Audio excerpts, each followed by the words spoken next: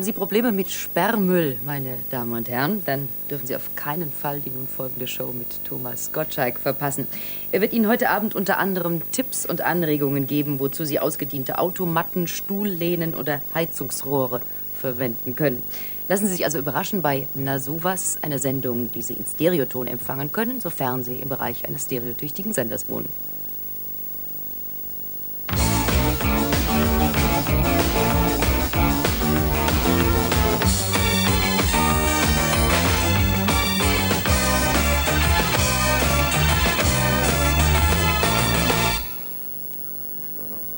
Okay. Guten Abend.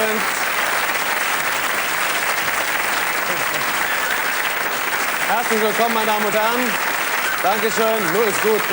Nein, ich habe mich etwas verlabert da hinten. Sie können sich schon vorstellen, warum. Sie erinnern sich vielleicht auch noch an die Sendung vom letzten Mal. Da hatte ich 30 schöne Frauen da. Wir gucken noch mal schnell eine Woche zurück. Nee, 2 Wochen sind schon her. Wir tun das gerne. Bitte schön. Da sah es folgendermaßen aus. Schwer ist für mich. Ich gehe jetzt so einfach entlang und tue so, als wäre nichts. Und es ist doch was. Ich gehe vielleicht mal rückwärts. Ob ich das schaffe, weiß ich auch nicht. Also, das ist meinetwegen die Miss Schweden. You come from Sweden? Yes. Your name is again? Rakel Brun. Rakel Brun, das ist Musik. Tja, und wenn halt einer eine Nase vermissen hat, dann kann man nichts machen. Sie ist es geworden, die Miss Europa, Rakel Brun. Evening. Ja. I think you've been nervous 2 weeks ago when you were here. A little bit, yes. But not now. Not now. Damals war sie noch ein bisschen nervös, vor 2 Wochen, jetzt gar nicht mehr.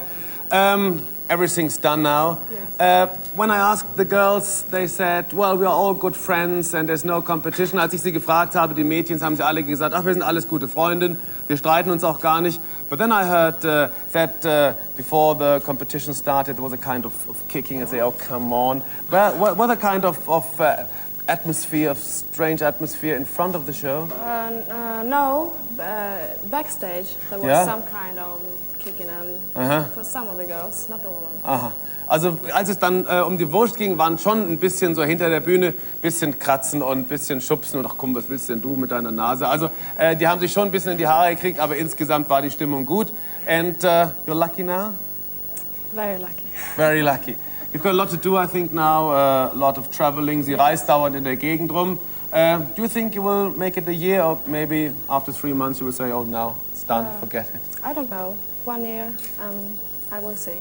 Also, 1 Jahr hält sie durch, meint sie, kein Problem. Und wir geben ihr auch noch ein paar Blümchen mit. Flowers for you. Dankeschön. Oh. And maybe a little kiss. Ja. And another one. So, wir können das so durchziehen jetzt, dass wir sie jede Sendung einladen. Miss Europa, Rakel Brun aus Schweden. Und hier ist unser erster Musiktitel.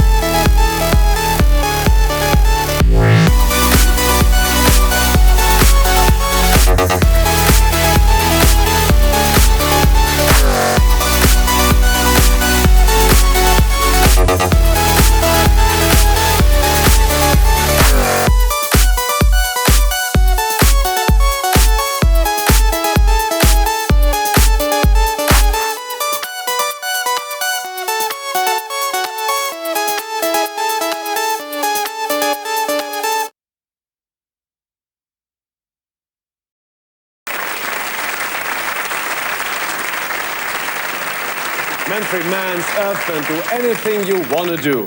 Na sowas, Kiste. Sie erinnern sich an den bewegenden Moment, wo wir hier einen Hund im Studio hatten, der Mama sagen sollte. Der auch gerne Mama sagen wollte, aber der nicht Mama gesagt hat. Er hat sein Geheimnis mit ins Grab genommen, ob er es nun wirklich konnte. Es gibt ihn nämlich nicht mehr, aber es gibt andere. Und es gibt Hunde, die wirklich Mama sagen. Und die haben wir heute da. Es sind nämlich gleich zwei an der Zahl. Eine heißt Bobby, die Dame heißt Lady. Wir begrüßen Thomas Jahr und Raimund Bonowski.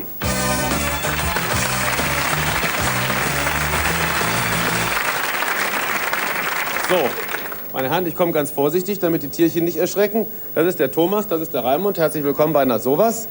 Das sind die beiden. Es sind durch Zufall beides Collies. Also ihr habt ja vorher voneinander nichts gewusst. Glaubt ihr, dass die Collies besonders sprachbegabt sind? Allerdings, ja. Und Schäferhunde. Schäferhunde und Collies. Wie alt sind sie? Also der Bobby ist 6. Der ist 6. Und die Dame? Die Lady, ehrwürdiges Alter 12. 12. Seit wie vielen Jahren spricht sie? Ungefähr seit 1,5 Jahren. Plötzlich eines Morgens fing sie an und hat gesagt, guten Morgen, oder wie ging das? Ja, so einfach ging das nicht. Man muss sich also mit den Tieren sehr intensiv befassen und sehr auf sie eingehen und dann kommt es mit der Zeit. Irgendwann kommt's. So, wir wollen uns jetzt nicht lange unterhalten, sondern wir wollen die Hunde zu Wort kommen lassen. Mikrofone stehen da. Habt ihr ein bestimmtes Wort? Wir haben das nie geprobt. Also ich bin genauso neugierig jetzt darauf, was passiert, wie Sie zu Hause. Ich halte mich auch ein bisschen zurück. Mikrofon ist da. Wer macht den Anfang? Nicht das Durcheinander quatschen. Die Dame. Die Dame. Ladies first zum Beispiel, ja. So, Lady nun. Lady, schau. Lady, schau. Aha. Wie sagt sie denn? Hm? Wie sagt sie denn? Na, sag schön. Wie? Wie? Sagt sie denn? Sag schön. Mama, komm. Sagen Sie ruhig mal vor, Lady. ja. Lady, komm, schau. Wie sagt sie denn? Hm? Wie? Hast du schon mal mit Ablesen? Ja. Ablesen versucht? Wie sagt sie? Mama. Ja, schön. Ja. Mama. Sag. Na? Also sie will, man merkt, sie will. Mama. Mama. Mama. Lassen wir mal kurz ihn vielleicht, dann soll er sich konzentrieren. So. Oh, oh.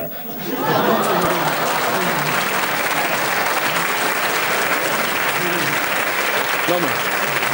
Geht das? Nochmal. Moment, warte, Sekunde, Ruhe. Sag nochmal schnell. Sag mal vor. Nana.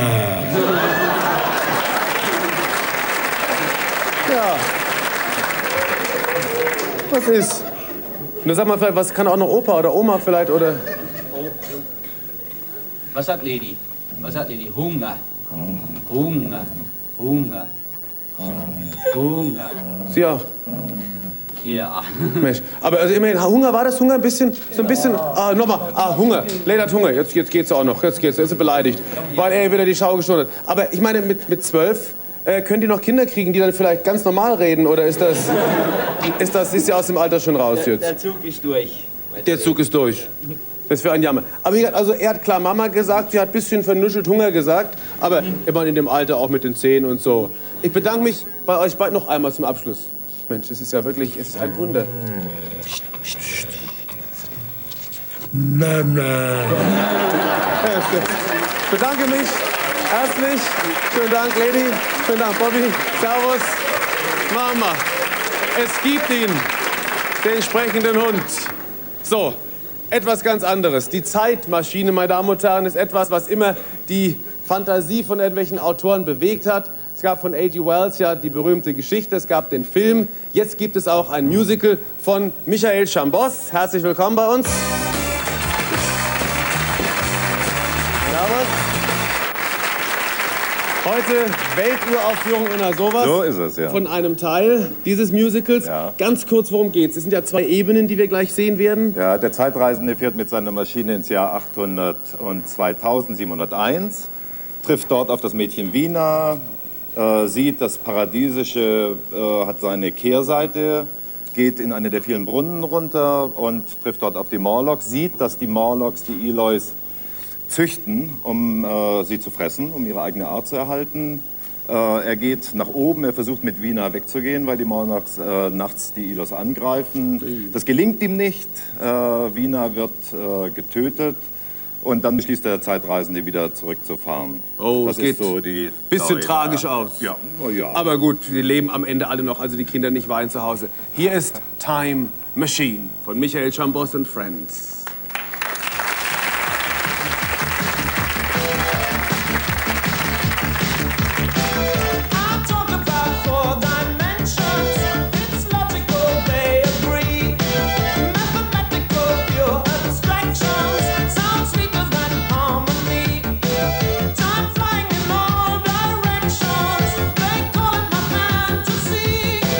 Now sitting in my invention, all nickel and ivory.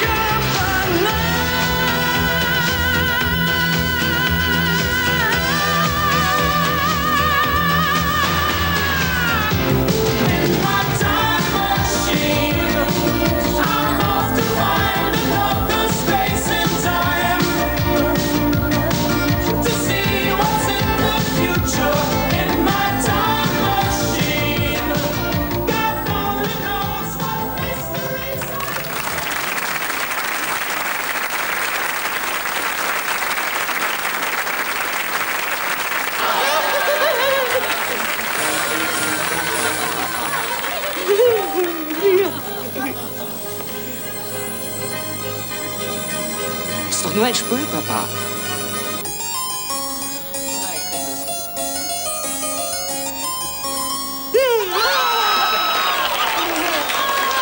Etwas anderes, sag's nur. Wie soll ich spielen? Spiel wie klug. Führt sie nicht. Einen anderen. Spielen Sie Händel. Nein, liegt mir nicht. Lieber einen anderen. Spiel Salieri. Salieri? Ja. Das ist eine Herausforderung. Eine künstlerische Herausforderung. Bitte. Ja, natürlich.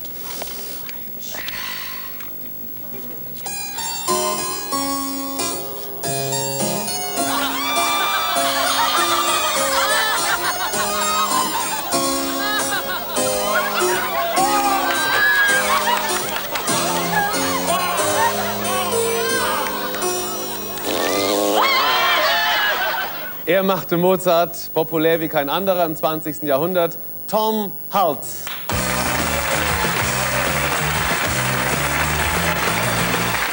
Hallo. Guten Abend. Guten Abend. Welcome. Tom, everyone loves you in Germany, all over the world, but everyone thinks this is Wolfgang Amadeus. Jeder liebt ihn auf der ganzen Welt, aber alle bringen ihn in Zusammenhang mit Wolfgang Amadeus. Is this nerve-wracking? You mean that people think I'm... Sie meinen, die Leute meinen, ich bin Mozart? No, they wouldn't think that, but they love you as Mozart. They connect you in a way with Mozart, with this film. Is this already going on your nerves? No, not at Na, all. das geht überhaupt nicht auf meine Nerven. It's great. Ist sogar ein großartiges Gefühl. Sie glauben, ich bin ein Genie. Do you play any instrument? A little piano. Piano etwas, aber das ist dann schon. Also er spielt tatsächlich ein bisschen Klavier, aber das ist wohl auch die einzige Verbindung zu dem großen Genius Mozart. Er hat etwas gemacht, was man eigentlich nicht erwartet hätte nach diesem Film.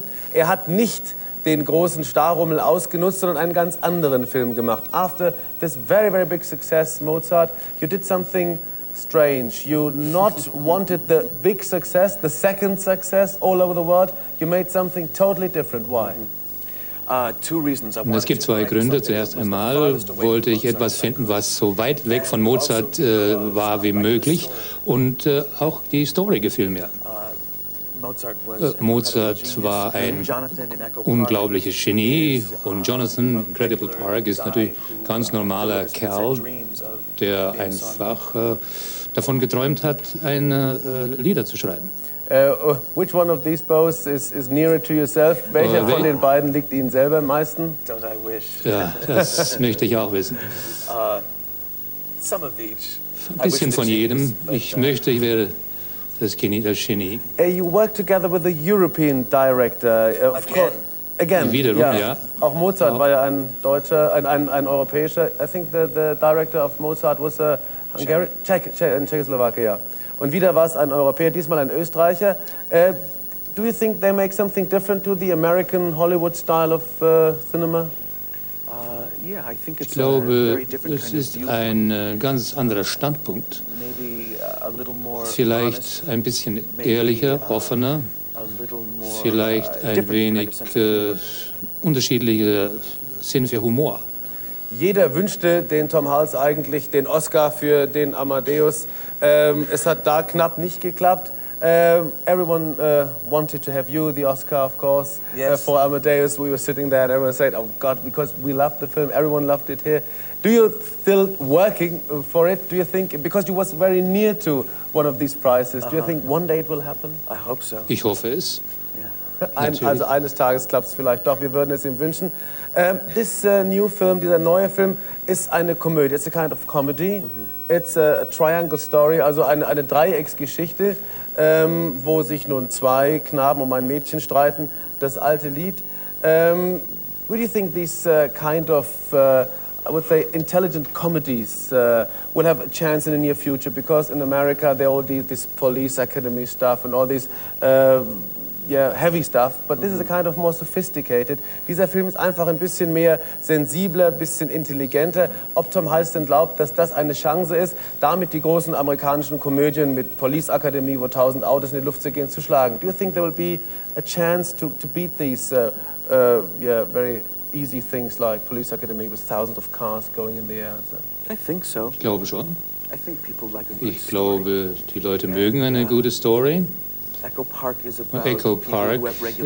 geht über Leute, die ganz normale Jobs haben, die von etwas träumen. Und jeder hat natürlich irgendwie einen Traum, mit dem man sich identifizieren kann.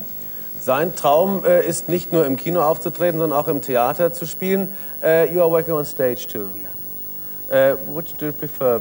Because the cinema makes you successful over the world. The stage is just 500 or 1,000 people. Both. Beides. Meine Fantasie war eigentlich immer auf das Theater gerichtet und das Theater ist ein ganz neues Abenteuer. Und Amadeus hat mich also wirklich gefesselt und daran arbeite ich. Wenn man einen Augenblick das Beste hergibt und das wird dann eingefangen und man kann also eine ganze Serie von solchen Augenblicken zusammensetzen, das ist also unschlagbar an Erfahrung. Viele Künstler, wenn sie einen Film gedreht haben, sagen, okay, das war's, vergiss es. Er kommt nach Deutschland, um seinen neuen Film populär zu machen. Macht es ihm Probleme, ein bisschen Reklame zu machen, ein bisschen zu werben für seine Sachen, weil die Schauspieler oft ja sagen, hinter der Kamera ja, aber sonst nichts. You come to promote the film, you come to Germany. Do you like those things, doing interviews, giving interviews with press, with television, or would you say, well, I'm an actor, leave me behind the camera? Here I am. Hier bin ich. Okay, wir freuen uns darüber, Tom Hulce.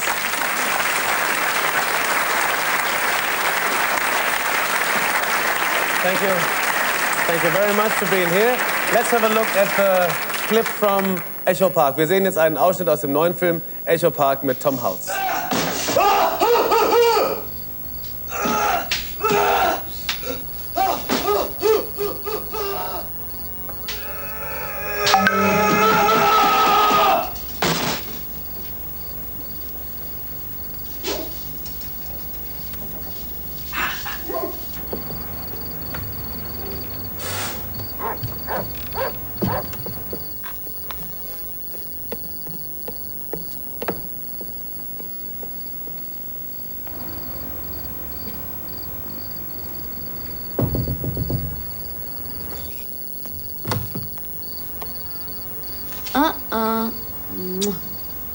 Nein, nein, nein, nein, nein, nein, nein.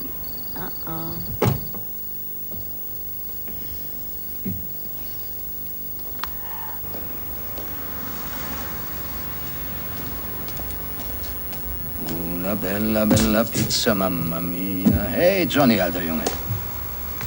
Hallo, Winnie. Der beste aller Pizzalieferanten.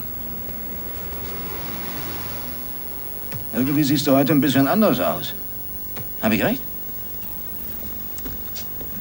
When the moon hits your eye like a big pizza pie, oh, that's amore.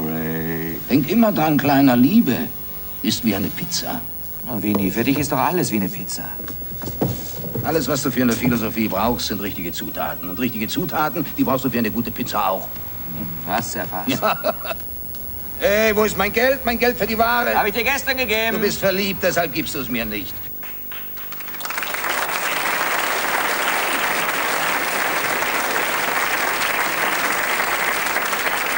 Das war Tom Hulce und hier habe ich 4 ganz andere Stars, 5 sind es insgesamt. Jeder Fernsehmoderator würde träumen, alle in einer Sendung zu haben. Ich habe es geschafft. Billy Idol, Madonna, aha. Es kommen noch mehr. Er ist schon ein bisschen älter. Er ist der Vater von Shakin' Stevens. He's the singer. We talk to you later. Das ist die allergrößte. Das ist, raten, wer ist es? We don't need another hero. Tina Turner. Und hier Prince, der kleine Prinz. Das sind die Superstars, die jetzt gleich auftreten werden. How old are you? I'm 12. She's 12 Jahre alt. Do you love Madonna? I love Madonna. Yeah, you want to be like her? Yep. Yeah, you are like her. Sie will also gerne so sein wie sie, aber sie ist schon fast wie sie. Und Billy Idol is not a very nice guy. He's yeah. Stern. But you're different. Du bist ganz unterschiedlich zu ihm. You're a nice guy. Yeah. Yeah, okay. Yeah. Dann hier, Tina. Oh. How old are you? I'm 14. 14. Oh, du bist ja schon fast erwachsen. And you love Tina Turner? Yep. She's Have you- hot. Hat. Eine heiße Frau. Hast du sie jemals getroffen? Did you ever meet her? No, I didn't, but I hope to soon. You will. Als wenn sie Nummer 1 in der Hitparade sind. Und Prince, der ist der echte Prinz. You are Prince, aren't you? Yep. Ja, hier ist Prince. Und zusammen sind sie die Vid Kids. Und ihr Titel heißt The Vid Kids.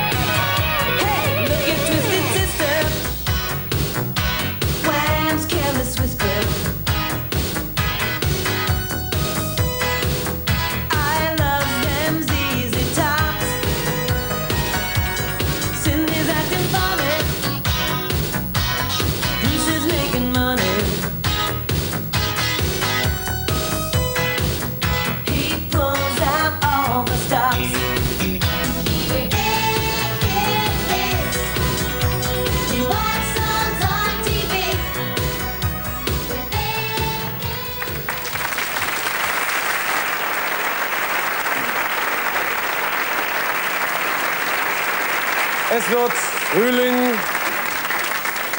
Die Damen werden wieder kreativ, vor allem wenn es um Mode geht. Und dass man Mode auch anders machen kann und anders präsentieren kann als gewohnt, zeigen wir jetzt in unserer großen Na sowas Frühjahrsmodenschau.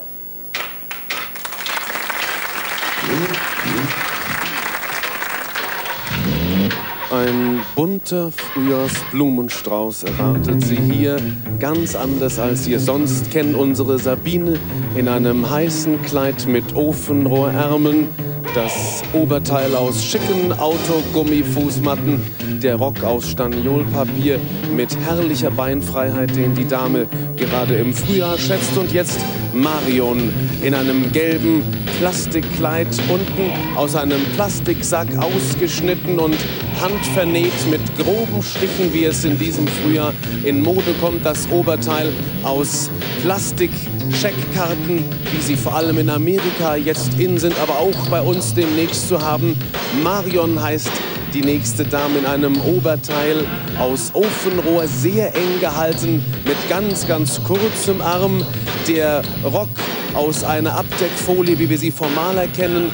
Und hier Birte in einer Isoliermanschette. Für Heizungsrohre ganz elegant auch der Kopfschmuck. Für die fülligere Dame gibt es dieses Modell auch als U-Bahn-Röhre. Sie sehen den schicken Zweiteiler, gut abisoliert mit einem silbernen Streifen. Da kann es regnen, da kann es schneien. Sie heben sich die Hülse über den Kopf und kommen trocken durch jedes Wetter. Petra in einem Kleid aus Spiegelquadraten, der Rock sehr sparsam gehalten, Beim Nachschminken einfach ein Blick in den eigenen Ausschnitt und schon sieht die Dame, ob sie so geschminkt ist, wie der Herr es sich wünscht. Die Spiegelquadrate in jedem Badezimmer sehr apart auch zu probieren. Das also unser gesamter bunter Frühjahrsstrauß von individuellen Modellen Marke Na sowas.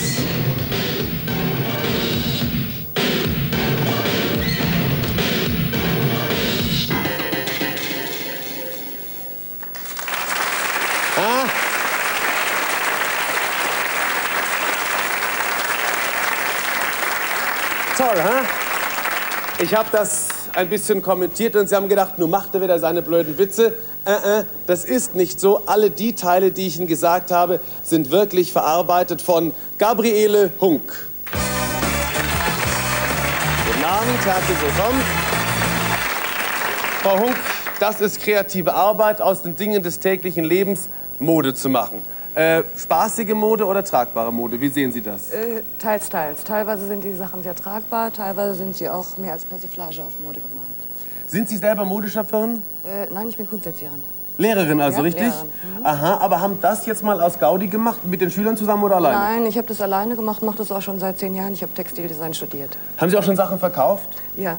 Und es gibt also Damen, die gerne mal so als Röhre dann zur Party erscheinen? Nein, es wird mehr für Shows gekauft. Mehr für Shows? Ja, sowas. Also als Verbrämung von normalen Modellen? Ja, genau. Ich meine, ich könnte mir das vorstellen, ist das denn Tanz- und Knitterfest? Vielleicht also beim engen Tanz wird die Röhre dann durchgeführt und man steigt mit zu.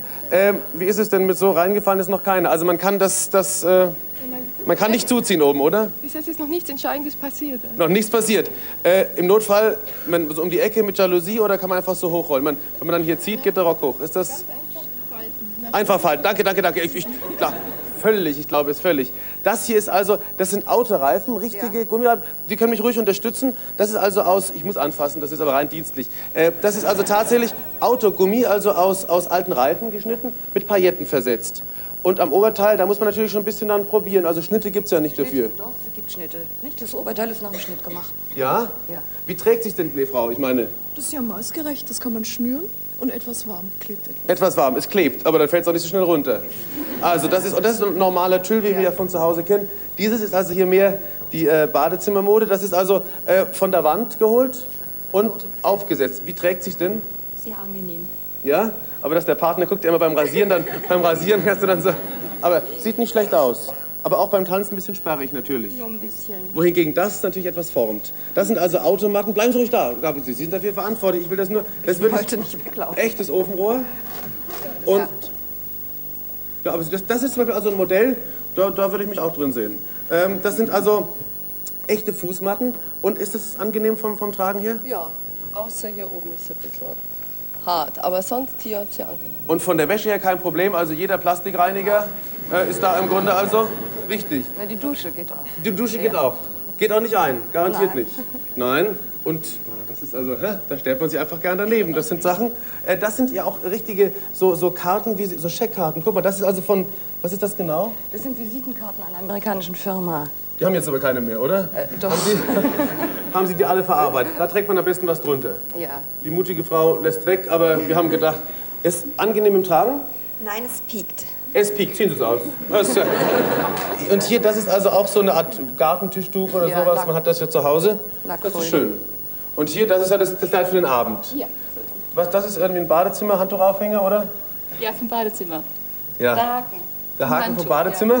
Ja, und der Vater fällt zu Hause, weiß nicht, wo das Handtuch hinhängen soll. Das ist vom Maler so eine Abdeckplane. Und ist hübsch, ich meine, das ist also, sieht elegant aus und vor allem knittert nicht. Und das ist auch wieder Ofenrohr. Ja. Ofenrohr, ja genau. Man kann auch nicht reinschauen oben. Das ist, nein, das ist egal. Jetzt also interessiert mich wirklich, ich meine, dass heute in der Mode doch eigentlich relativ wenig Fantasie ist. Wenn man sieht, dass das möglich ist, dann sollten sich doch die professionellen Modeschöpfer vielleicht ein bisschen was einfallen lassen, oder? Ja, würde ich durchaus auch sagen. Ja. Machbar ist sicher sehr viel mehr. Also ich hoffe, haben einige heute zugeschaut. Gabriele Hunk, herzlichen Dank. Dankeschön.